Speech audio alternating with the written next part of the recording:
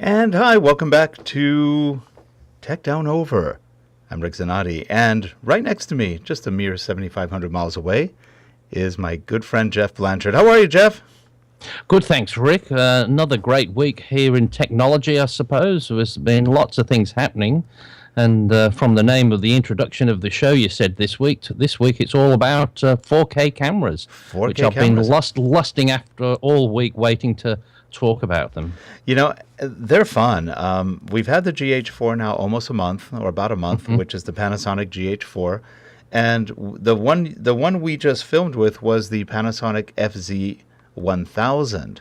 Now, that is a cheaper version. It's about half the price of the GH4, but it has a built-in 25 to 400 millimeter lens, and that's a zoom lens, and it's pretty amazing. Now, there is one thing about a zoom lens, and I'm learning as I go. I haven't really used the zoom lens as a primary lens before.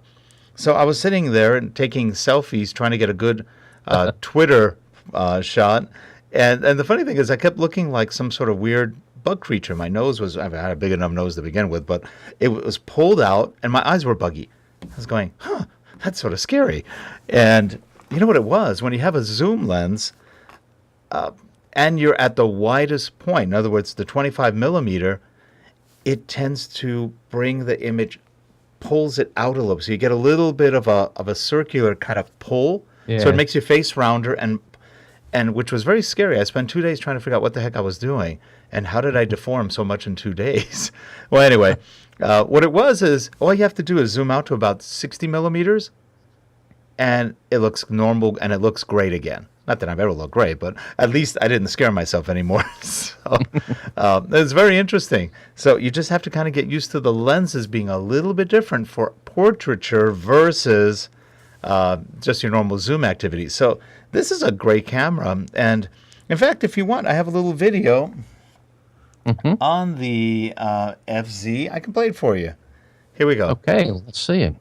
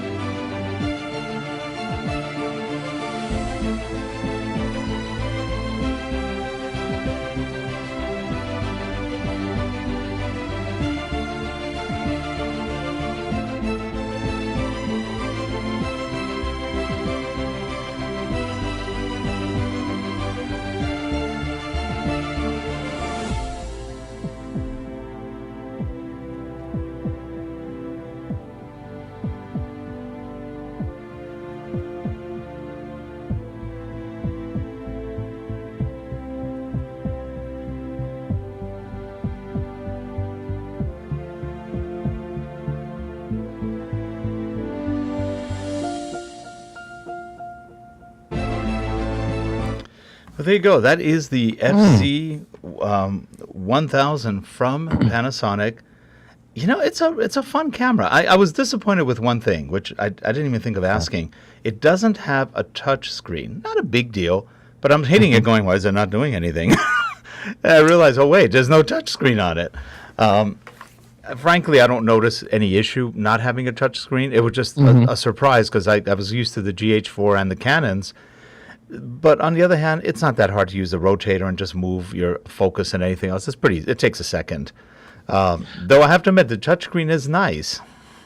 Well, Rick, I don't know if you've seen it so far, but on that one, there is a mobile app to go on your Android or iOS device Yes. that will control the zoom and all the focusing and all that on there. There is a video on YouTube I was watching with that, so I was done with quite interest because, like you and me, a lot of the time we're filming by ourselves, and then you can zoom in and change the focus. You can actually see it on the phone, what you're zooming in on. You can click on the screen as you do on your viewfinder on your Canon XA20s to find a focal point, and it does that on the mobile app. So maybe that's why they didn't include it on the camera, keep the costs down, but it can be done on the mobile app, so it looks like it works quite efficiently. Yeah, I've got to download the mobile app. I haven't had a chance to download it this week, but I'll probably do it tonight or tomorrow, and that way I can tell, because that's the only thing I miss from it. I wish it'd be nice for the focus, because they do the 48-point focus and everything.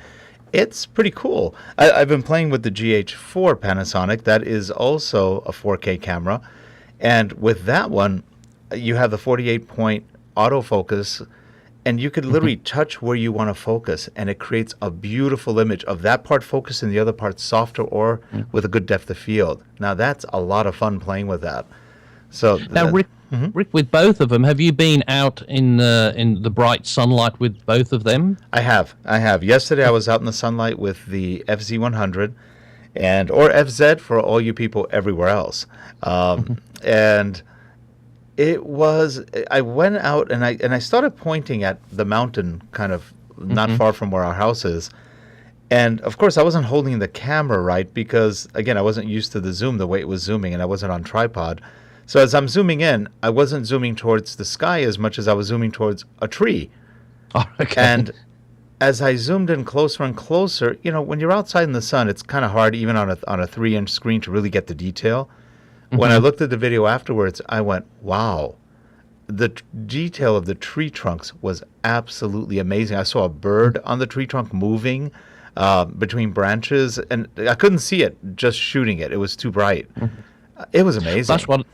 That's what I was asking for, because I know when I'm shooting with the Canon XA10 in normal sunlight, I can't see a damn thing on the viewfinder, but I've got an older Panasonic HD camcorder, and their screens seem to be so much better. I was wondering if the the FZ1000 had just as good a LCD display as the older one. It does. The only thing is, that was my fault. I didn't have my glasses on, so it was a little bit blurry. Okay. So I was pointing, but I couldn't really make out the detail without the glasses. I should have been looking at the electronic viewfinder, which is actually a 2-megapixel viewfinder. It's actually quite detailed, and it looks very sharp. So though I haven't figured out where the diopter is for it yet. I got to look at that one too. I've only had the camera 2 days, so I haven't really spent a lot of time playing with it, but what I have spent I really like. It's a nice camera. It has its nuances, just like any camera. You have to figure out, okay, what is it like, what doesn't it like, and how do I do it right. But for an $899 camera, wow. And what makes me happy is I don't have to carry a ton of equipment. I can carry that. I can carry a microphone, maybe a monopod, and I don't need anything else. With the GH4, if I want to load it down, I have to carry a bag with more stuff in it, which I don't mind. But this is a great, and like they say, I've been watching a lot of videos on it. They say it's a great touring camera. You just take it anywhere you go, and it's also a very good younger buddy or younger brother of the GH4. So if you have a GH4, which is a definitely pro-consumer, really more professional than consumer, but it does both. And this one, which is, again, has prosumer features, you'll have the same color depth, you'll have the same codecs. So as a result, it just looks great. Now, here's the key question. Why do people want to shoot in 4K and then down convert it to 1080p or 720p? What do you think the answer to that is? Well, for me, it's the quality, and what you can do with that 4K is do one big scene, but you can zoom into a particular quarter of it and not lose the quality as you do with your standard viewing. So you don't have to have 3 camera views of it. You take one shot of it and do that in post. Well, that's what my sort of and also take on it. And what also happens is when you shoot in 4K, you have a lot more pixels. You've got a lot more color information, a lot more graphic information, if you will. It's double it's double the number of pixels that you get in a 1980 by 1020 mode. So 1920 by 1080, so which is HD. So now you're at 3840 or 4096 if you're in true 4K, but in ultra high def you're in 3840. So you get a lot more pixels. When you down convert, a lot of that color information, a lot of the pixel information doesn't go away. That video I shot that you saw in the beginning, that was shot in 4K, 3840, down converted all the way to 1280 by 720. And honestly, it still looked almost as good by down converting. Well, and looking just on Ustream, where it coming through the internet as well, it looked fantastic. And I was shocked. You could see the controls on the mixer. You could see things on the Personas and the Scarlett. They were looking good. You could actually almost read the buttons, and even the Mac, when she panned across, you could, if you zoom in, you could almost make out all the letters. And that's at 1280. So it retains a lot more information. Mind you, that whole 2-minute clip was almost a gigabyte. So it is a little bigger. But it's almost like uncompressed video. But it went down to something like 45 megabytes when we were done. So that's pretty amazing. So. And that's what a lot of people are saying is, they are big files, but the main thing that a lot of video cameras are doing, they don't shoot in RAW, so you have very little chance to improve it like you do a normal still shot. Right. So you want if it's going to compress it, you want it to be the best quality out before you do anything else on that. I was looking with interest on all that and trying to find some negatives for the camera as well, but in that price point, it's very hard to find them. I think the grasping at some of the negative. One of the big things they seem to not like with the FZ1000 is the placement of the tripod mount. Yeah, no. The reason for Go ahead. And the reason for that, the say, if you put your tripod mount on it, or if you've got a quick release, it does cover the battery opening where the memory stick and the battery go. And they're saying if you're doing long-term things and you need to do it, but to me that's like they said, it depends what you want. It's a problem, but it's not an earth-shattering one. It'll take you a few seconds to unscrew your thing. And if you're going to be if you want continuous recording, you're still going to stop your recording anyway and have to have a minute break to change over a battery or do something. You're not going to start up straight away in a split second anyway. And that was one of them. And also there was in North America, and I'm just wondering what it's going to be like here, it's unlimited video recording depending on your memory, I suppose. Right. But in Europe, it's limited to 30 minutes recording.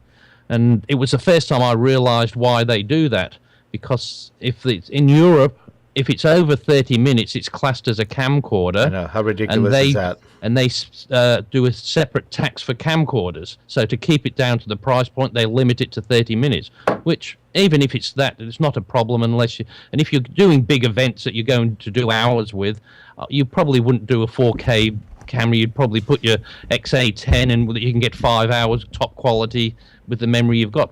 You probably wouldn't do that anyway, I wouldn't think. That's true.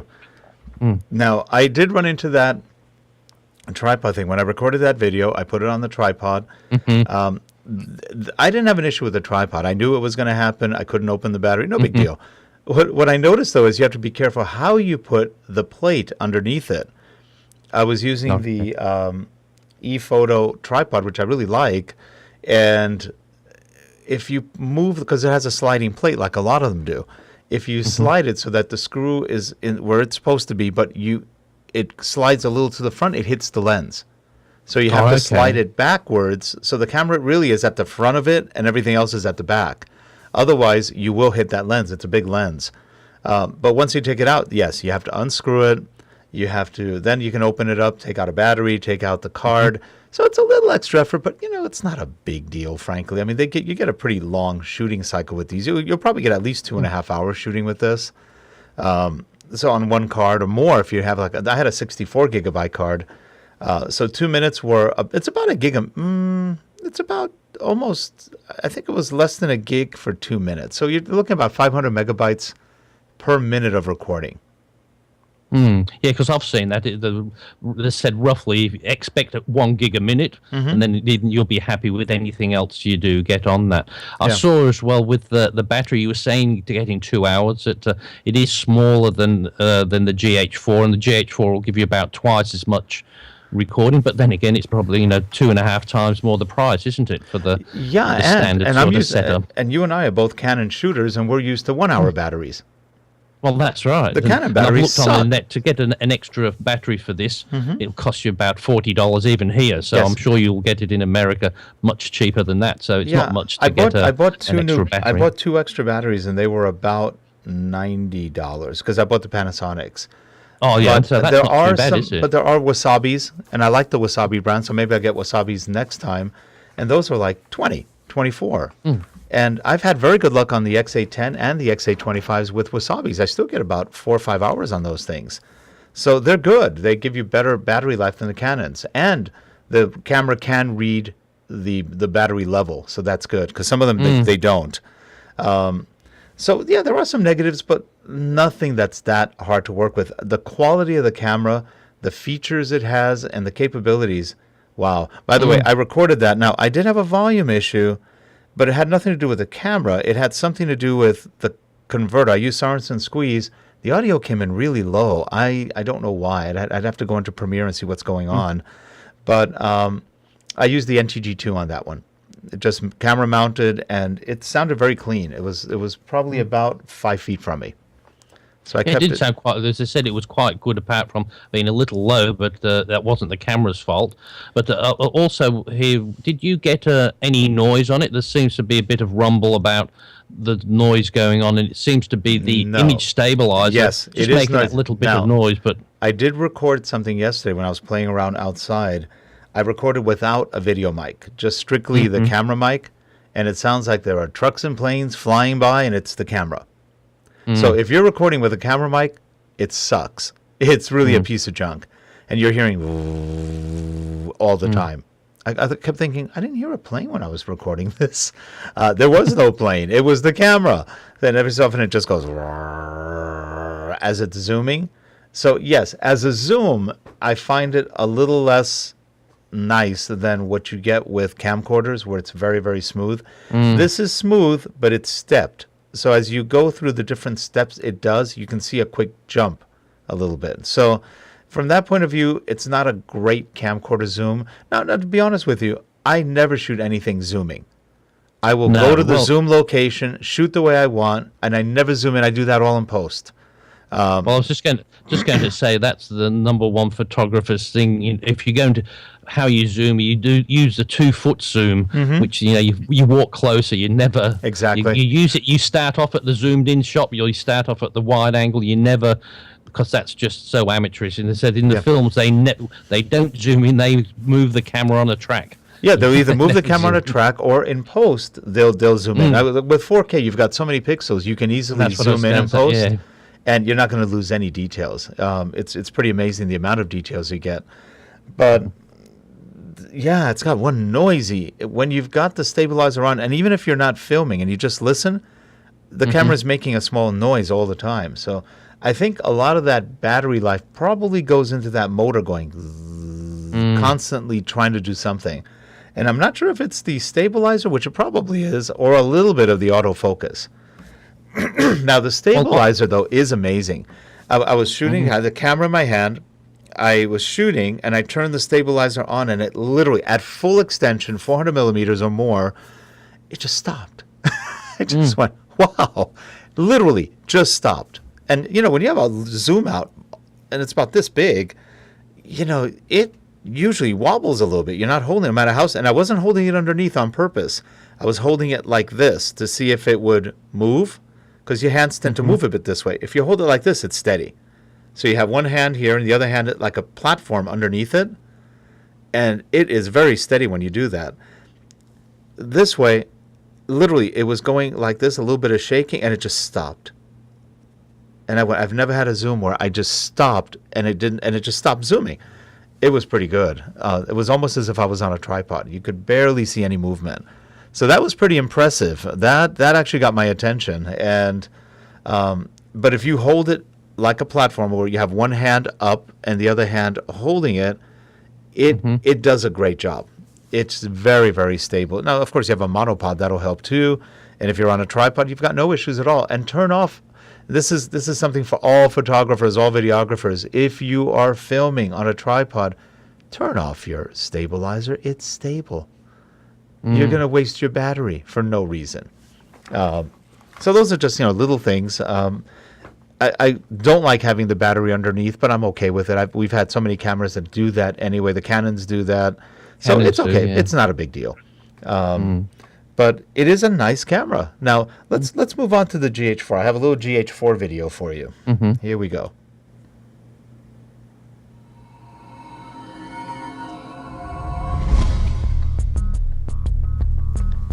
And thank you to the DSL Pros.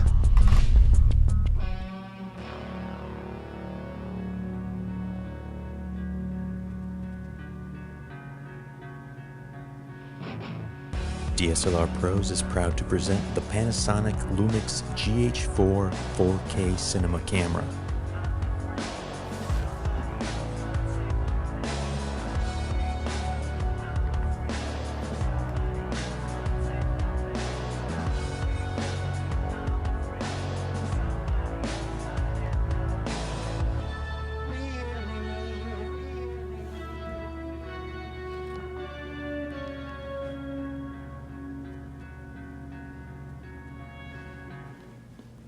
With the GH4's Micro Four Thirds format, the camera is one of the most versatile in the world, with the ability to accept almost any type of lens in addition to the Micro Four Thirds mount. You can instantly switch between lenses for Nikon, Canon, in addition to PL mount professional cinema lenses. The GH4 shoots 24 frames per second video at an incredible 4K resolution. Even if your final output is not going to be 4K, the increased resolution allows for an enormous amount of flexibility when used in a 1080 or 2K project. You can reframe shots, stabilize, and turn wider shots into close-ups without any digital degradation. The amount of detail recorded at 4K is breathtaking. The GH4 shoots 1080 up to an incredible 96 frames per second for amazing slow motion.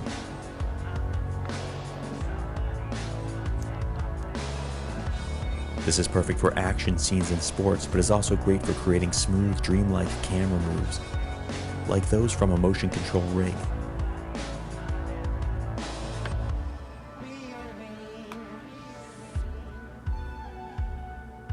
The GH4 boasts amazing low-light capabilities. You can shoot at high ISO settings with little to no noise.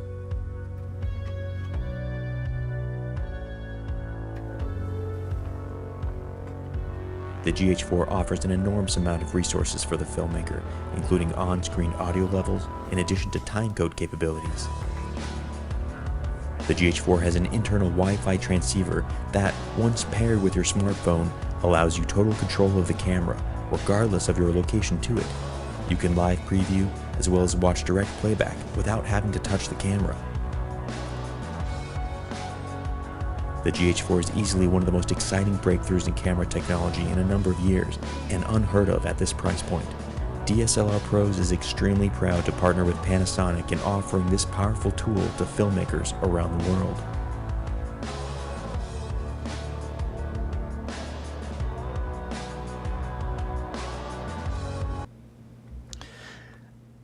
The guys at DSLR Pros do a beautiful job. That was a beautiful video, and the narration was great on it. And I went to their website, and they sell some beautiful products. They do a good job of highlighting the products, and I've never been there before, but thank you to DSLR Pros. We borrowed your video from YouTube, but it was well worth it, and I hope people go visit your site after watching this. That's www.dslrpros.com.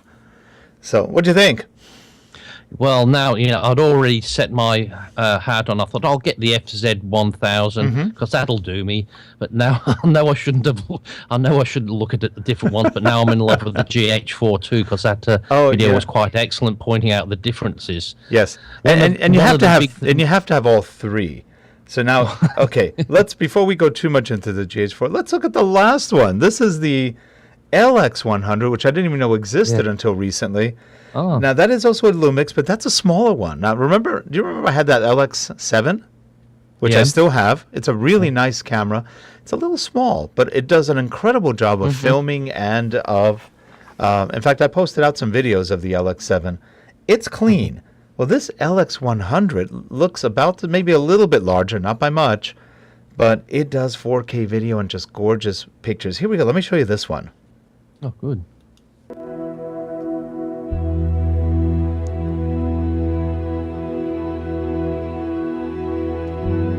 Influenced by the qualities of classic camera design, the LX100 is made to feel as crafted as the pictures it takes.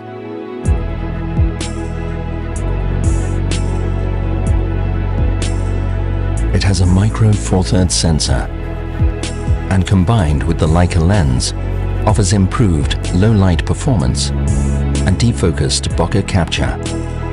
The LX100 gives you manual control of the most important camera functions: aperture, shutter speed, and exposure.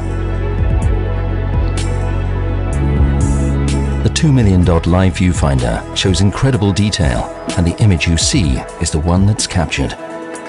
Alongside autofocus, functions such as manual focus assist, focus peaking, and pinpoint focus help you capture the crispest images. RAW format support gives you greater flexibility when editing your pictures.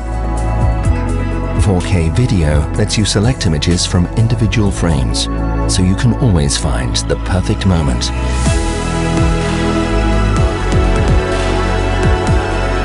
The LX100 gives you a unique level of control in a compact body. It's designed to inspire your creativity. Panasonic. You know, I want one of those too. Yes. You know, it is quite similar to the older one, isn't it? Yes, The one that yes. you've got, but It just looks updated with the 4K. But that was a smart camera as well. yes, it was. And it looks a little bit bigger, maybe, which I think the LX7 was a tad too small. I have big hands, so it was a little small for me, but it had a great screen. It was actually fairly readable outside. I think you made a comment that Panasonics are pretty readable. Yeah. I have not had that same luck with Canons. When I'm outside, it's like, I can't see anything. I need either a hood man to cover the, it's just not that bright. And here's another thing. Now, we had a picture, but unfortunately it came in sideways when I brought it in. I didn't have a chance to rotate it before the show. Let me go to full shot so you can see this. Now, turn my head sideways. This is a video, a DVD. It's a crash course on the GH4 by, I believe it's Michael Andrew. I believe it's Michael Andrew.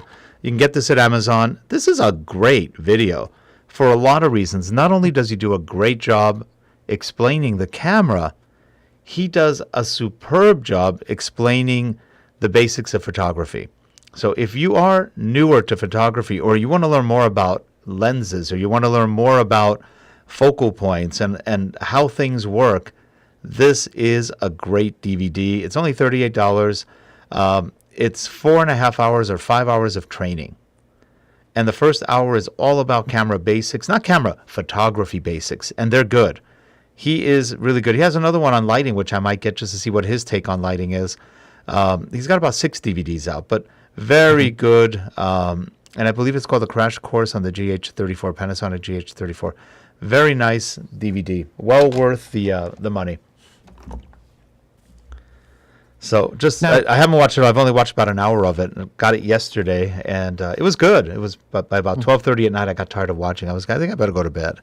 So, but now, Rick, between the FZ1000 and the GH4, that says I'm looking at taking the dive, getting one or the other. I can't afford both of them. I was swayed to the FZ1000 with the zoom capability, but I'm really torn between that and the GH4 because I'd love to be able to put my Canon lenses on it, but then again, it's about $2,500 as opposed to $1,000. So. Well, you have a couple of things to do. You have.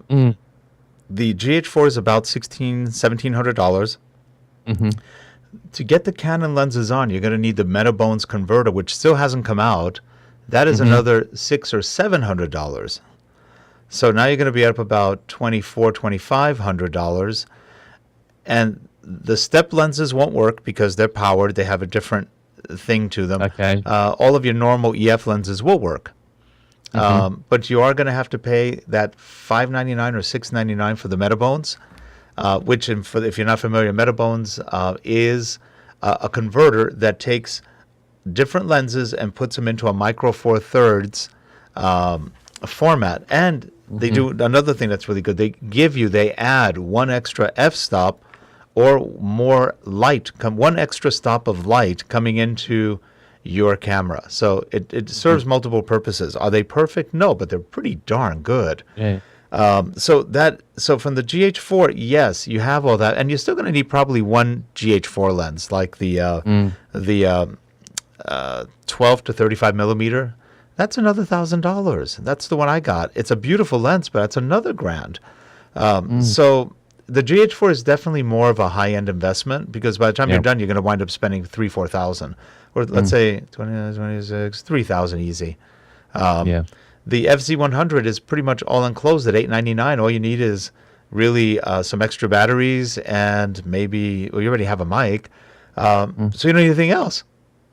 Well, you see what I want to do. I think I'll get the FZ1000, and why I do like that as well, because I can't change the lens, so it's not going to cost me any more because I can't do it.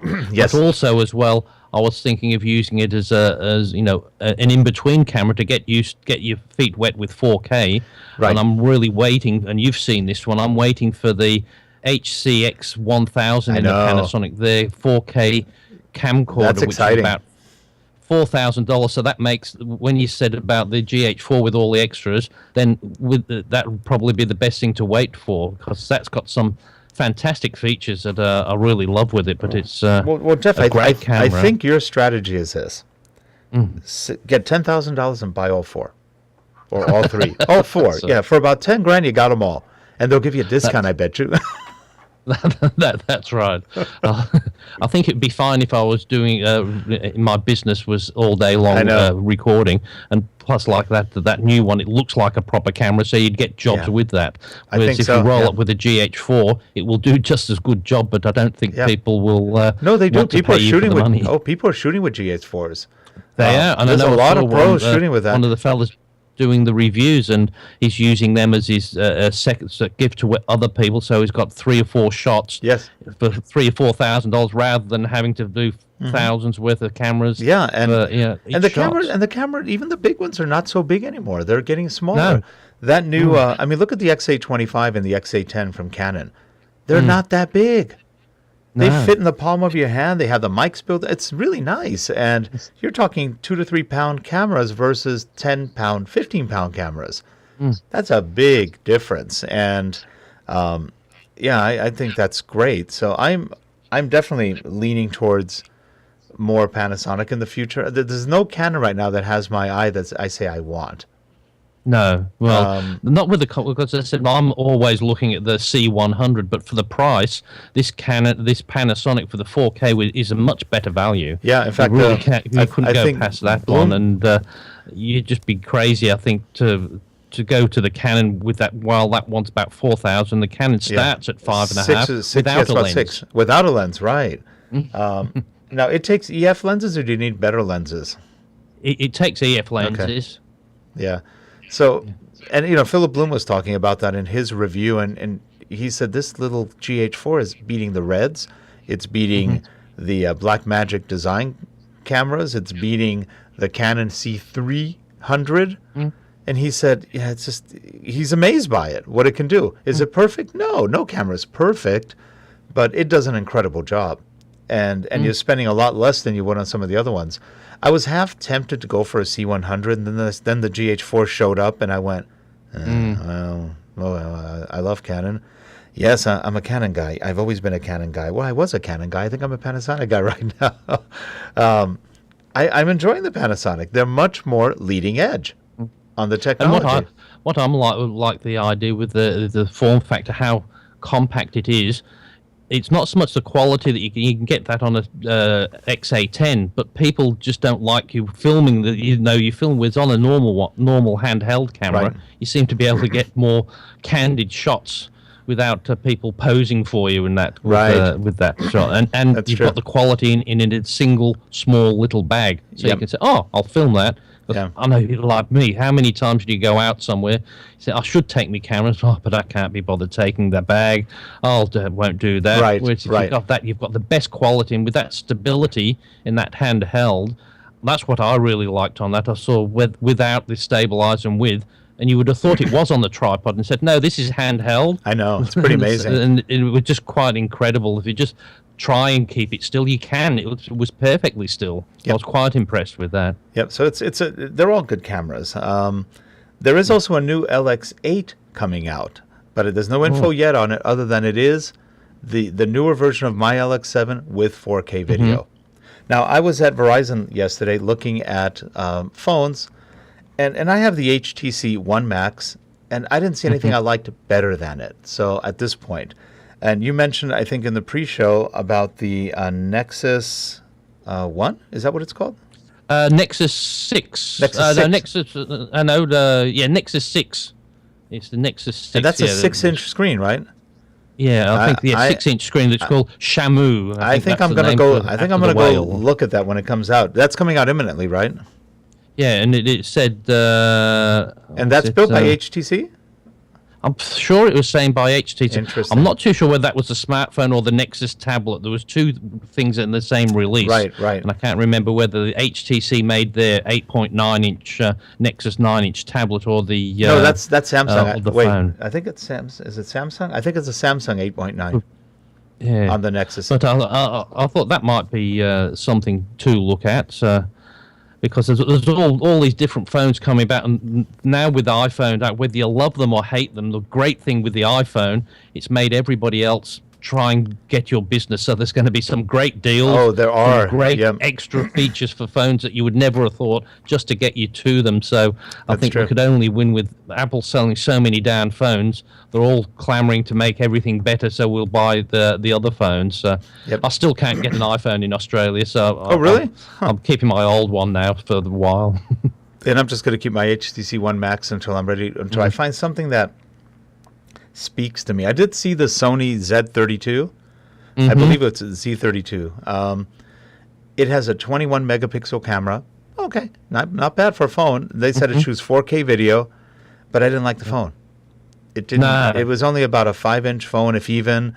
It was thin, very thin. It didn't feel comfy. My hands are big, so it felt really small after having my big phones. And it didn't appeal to me. It just didn't look like anything great. And it has soft buttons everywhere. I actually like having a real button, but oh well. It didn't appeal to me. The guy said And doesn't that have the old version of the Android, not the later version? It didn't look like a new version. It looked more like it might have been KitKat, or maybe it was. Maybe it is KitKat. Not sure. It didn't have Lollipop, that's for sure. But I looked at the Samsung Note 4, and it just didn't do it either. I'm looking at the iPhone going, ugh. I'm looking at the Note going, it's okay, it's fast, but eh. And I'm looking at my HTC One Max going, it's gorgeous. So I'm going to sit on it for a while and not bother.